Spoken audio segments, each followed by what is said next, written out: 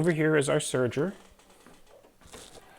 And I am on the Triumph today. And I've already got it set up for a single needle cover stitch. It's called the safety stitch. So I have my chain looper. Let me just show you real quick here. So my chain looper comes through here, around here, into the chain. And then I have the C1 needle in. That means chain needle 1. Oops. Okay.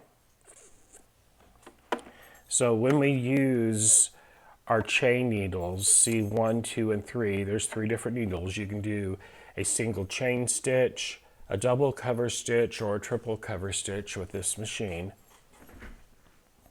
Setting it up, you have to lower, you want to put down your upper looper, so the upper looper is not used on this.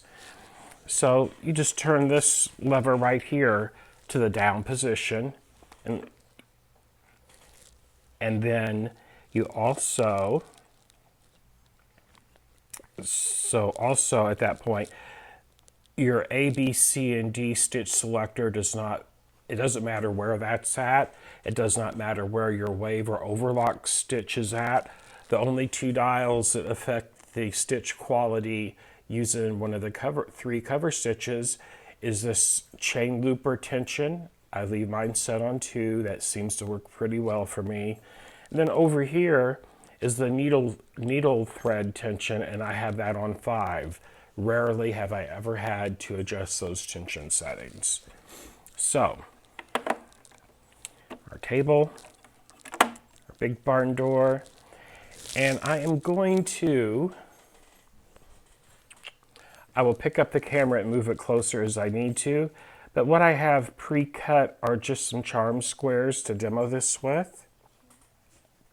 So let's do some red ones this time.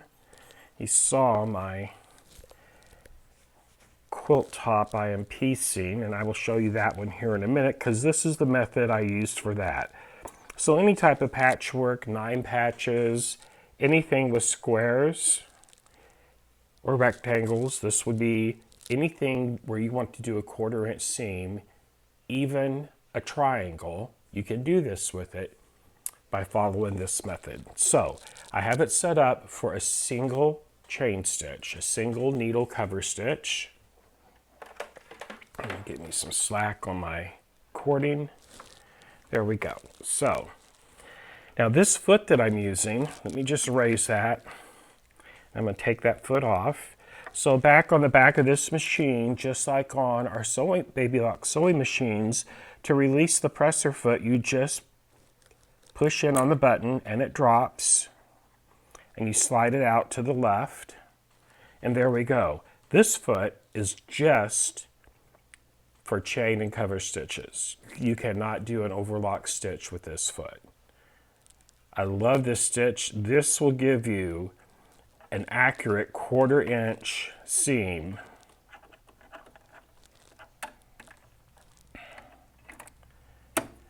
with the needle in the 01 position, which means it's in the leftmost position, right there like that. And all we're going to do is put our needle, our fabric, I have my 2 charm squares lined up, right under the edge of that presser foot like this. This is not rocket science, but there are several different ways to achieve a 1/4 inch seam. If you don't have a serger that has a cover stitch, you can also do it with a 4-thread overlock, but we'll go there in just a moment. So on the Baby Lock machine, the presser foot lever is right here. So when I do that, lower it, raise it. I can also put my knee lift on it, which I don't have that. I should put that on. It does make it so much easier to do, but I'm not going to do that. And what I like to do when I'm using any of the cover stitches, I like to have a starter cloth. It makes for a much more even beginning. I'm going to just cut me two right here. And all I did, I took a charm square, folded it in half. If you have scraps of fabric, that's what scraps you might normally throw away are really good for. Okay, so I'm just going to put this under here and get it started.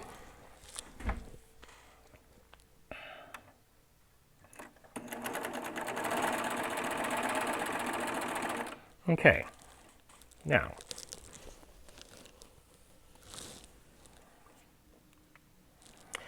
I'm going to sew my two charm squares together. And once again, I'm just going to line it up right under the edge of that foot. I'm going to hold this up where you can even get a better view of how that is lined up. Okay, and we're just going to start stitching.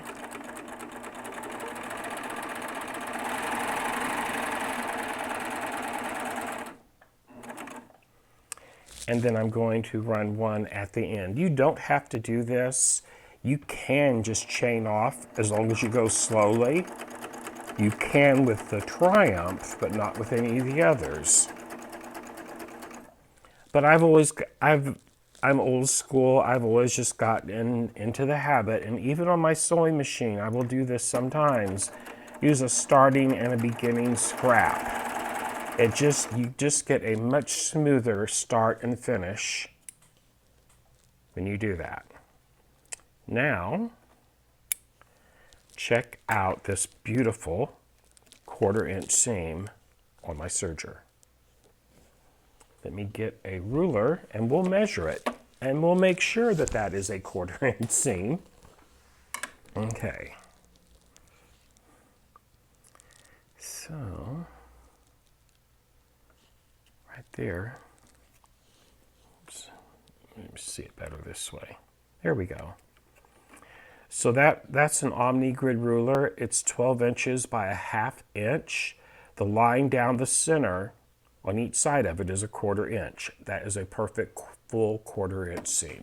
I'm going to cut all my threads. I just have two right now. And the easiest way to get your threads out, I'm going to put on the overlock cover. This is the table just to do cover stitches and chain stitches with. So I'm going to take this off, remove that. I'm going to put my overlock cover back on. Okay. So, since I've now cut my threads, you want to make sure your presser foot is up. And for this next stitch, I will not be using this foot. Okay. So I've got that. Here's the easy way to get your thread out. Maybe you know this, maybe you don't. Once you have snipped your threads and you've raised your presser foot, that relieves tension. I'm going to put my finger in right here and I'm just going to pull it towards me and pull that all the way out of the thread path. I'm going to do the same thing with my needle thread and just slowly pull it towards me. And then I can just move, get it started, and it will just pull all my excess thread right out of the machine.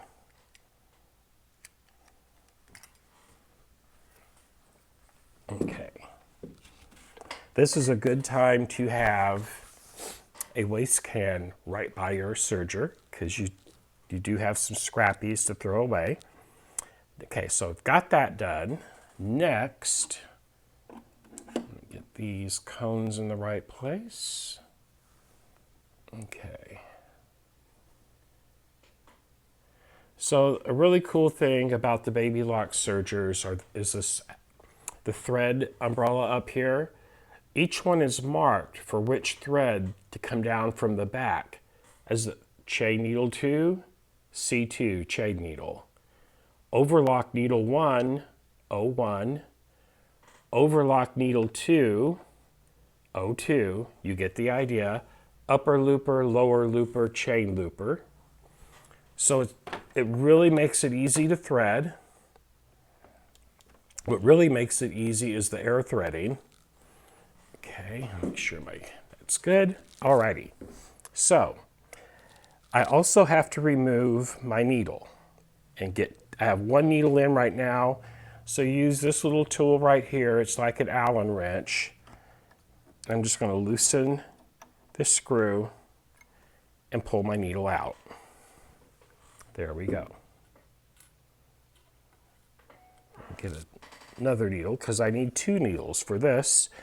So next I'm going to 01 and 02, my right and left overlock needle.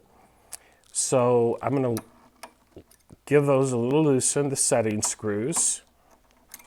Now, an easy way to line up your needles when you're threading, you can see that stitch plate.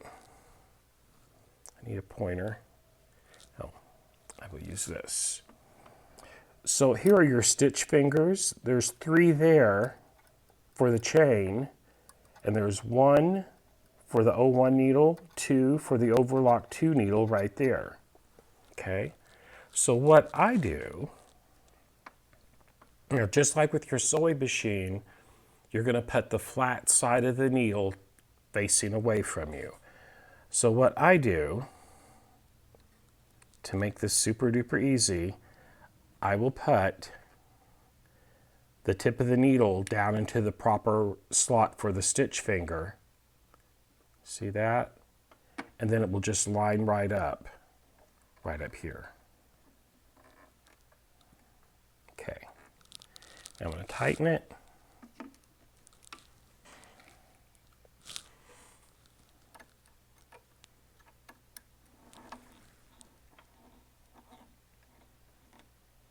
There we go. And just like on our sewing machines, you can see right up here, there's the top of my needle. It should be butted all the way up in that space right there. That's what you want to check.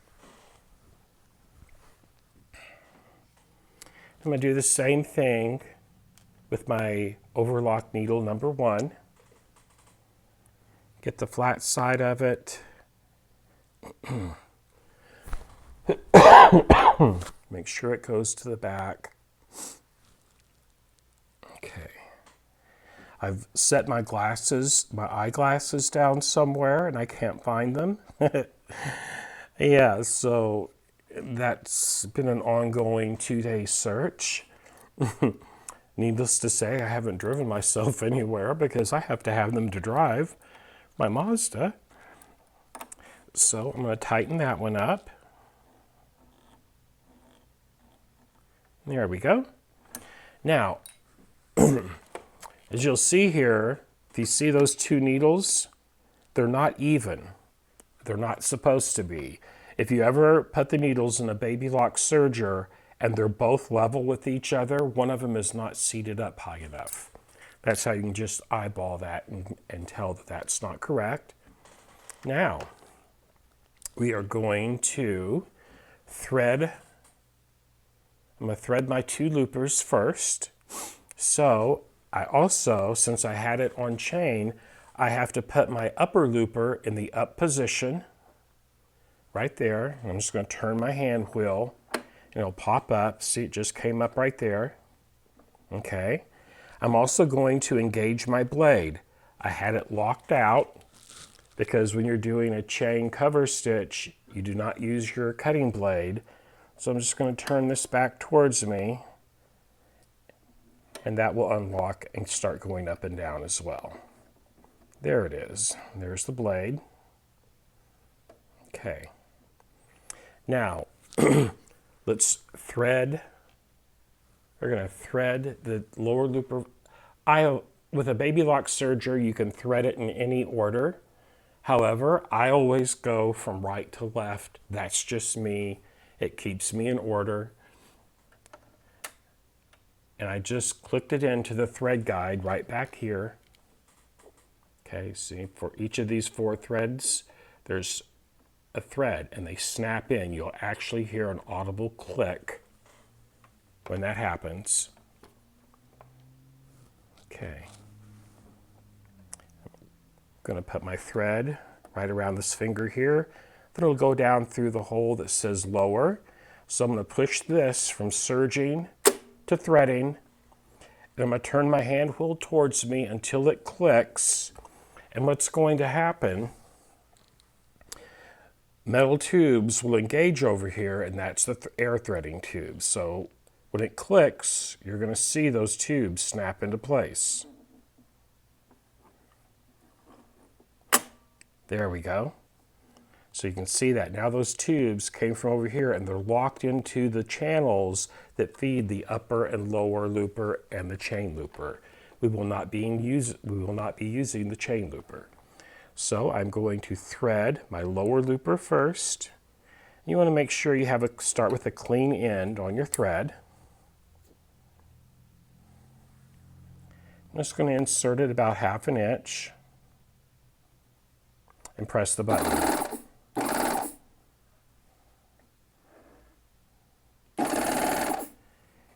And there is my lower looper thread. I'll just push that to the back. Now I'm going to do my upper looper. And what I do is I lay my thread into the thread path, take it to the back, and just click it down on those rear thread guides. Put it around this little thread finger right here. Pull out about 18 inches or so. I'm going to insert about 1/2 inch into the upper looper threading port. Press the button. And there's my lower looper all nice and threaded. If I wasn't talking through each step in detail, it goes like that. Super fast, super easy. Now, on the Triumph serger, it's the first serger to come out with air threading for the needles as well. And I am going to pull up the camera.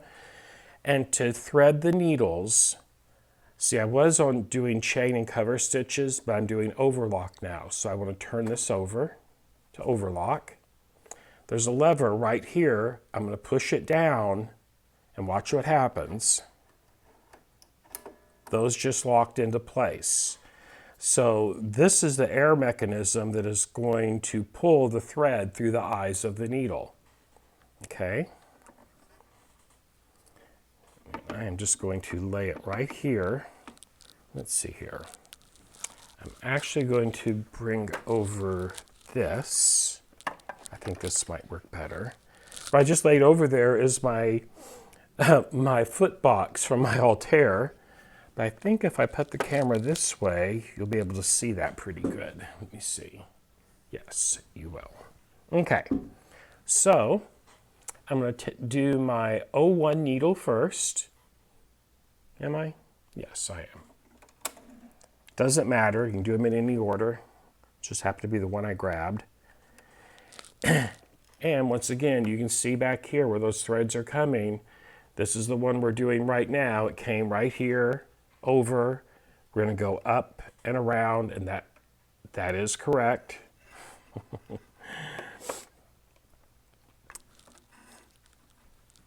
I'm going to put it in behind that little thread finger right there. And for this serger, you want to trim it just past the top of this table to do the air threading.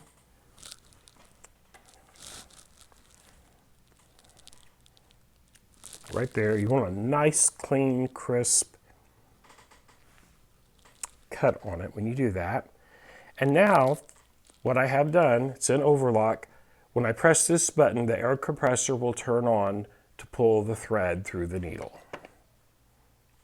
Okay. And hopefully I can see where to put the end of the thread because I don't have my glasses and I'm blind. Basically, without them.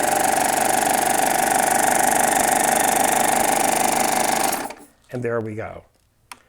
First needle is threaded. See how it just pulled that needle thread right through?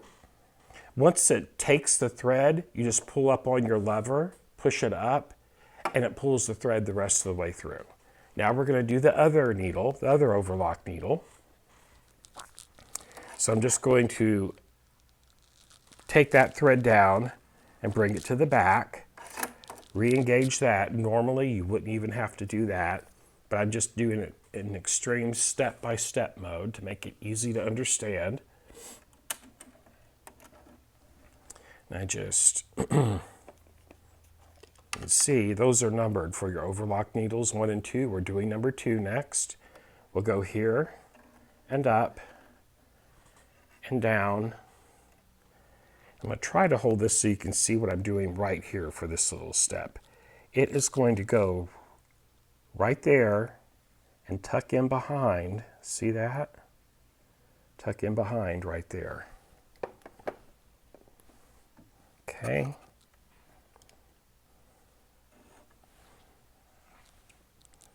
Trim that thread off.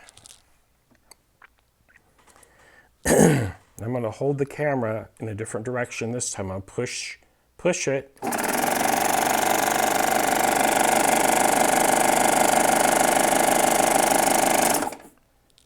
Did I get it? You got it. Right there. There we go. So there I'm completely threaded. I know it looks like it took a while to do it this way, but it really doesn't when you're just sitting here doing it. Okay, so now I want to, since everything is threaded, I want to turn this back up to serging. Excuse me. And since I'm going to do a regular 4-thread overlock, I'm going to turn the stitch selector up to A. Make sure that's on overlock. That dial does not matter. This dial does not matter because the tensioning is all controlled with these groupings of letters right here. Now for my stitch length, I'm going to leave it at 2.5. Now here's how you get the perfect 1/4 inch seam with the overlock. This is very important. You want to turn your dial till it gets to the letter M. That makes it a 1/4 inch from the cutting blade to the leftmost needle, the 01 needle. If you have a serger that does not have that type of a stitch width dial, that's your stitch width, you could also set it for 6 millimeters away from your leftmost overlock needle, and that should give you a perfect 1/4 inch seam. So everything is set and ready to go. I'm going to close the doors. If I'm using the overlock stitch to piece with, this is the foot I like to use. It is the clear overlock foot, the clear foot. Okay? What's great about this, let me show you here. Just slide this on. Okay. Super easy to connect your feet. And what happens is with that clear foot, you can see exactly where your fabric is underneath it. To me, that's super duper important. I'm going to show you why. Okay. So just making sure everything is ready to go. And by being able to see this foot, now on this serger, and you'll just have to find a mark on whichever serger you own. However, our fabric should just barely touch the blade as we're feeding it underneath. So I'm going to turn this hand wheel so that blade will come up.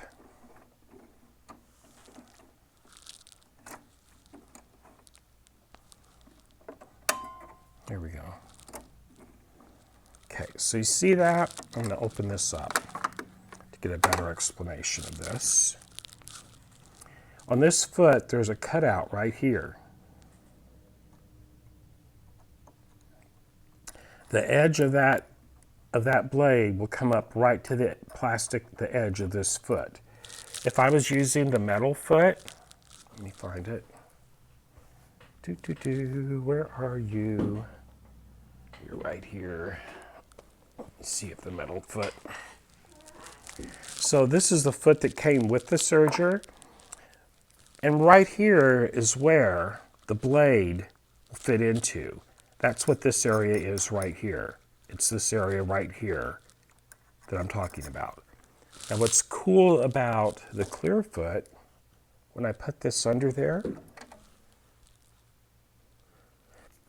My fabric is up at, but not in front of the blade. It's to the side of the blade, and that's where we want it to get our beautiful 1/4 inch seams. Okay, so I'm going to close the doors. A safety feature on a baby lock serger, if either one of those doors are open, it will not operate. They have to be closed. Also, it will not operate if the presser foot is up. Once it's down, it'll engage the motor. As soon as you lift that lever, if you press on the presser foot, it will not work. So here we go. But look, see how perfect you can see your fabric moving underneath that foot? I love this foot. It is awesome. If you shave just a hair off, it's not going to matter. There's what it's shaved off a little bit, that much. That is so minute, it will not matter in the grand scheme of things. We're going to do a second one because we need 2. Now this time I'm just going to leave my presser foot down.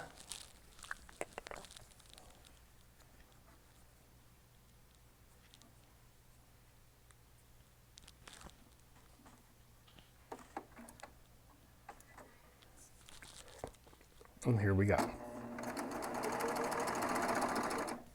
See, another mark, you can judge it by right here where you need to be. On this one, watch what happens when I move the fabric this way.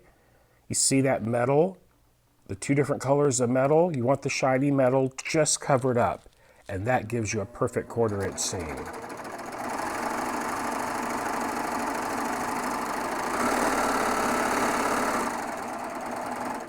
There we go. Now, watch what we're going to do here.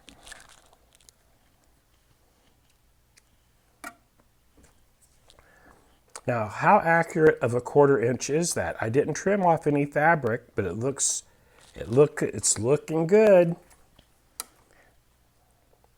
The great thing about this is, once again, you have a 3,000 yard bobbin.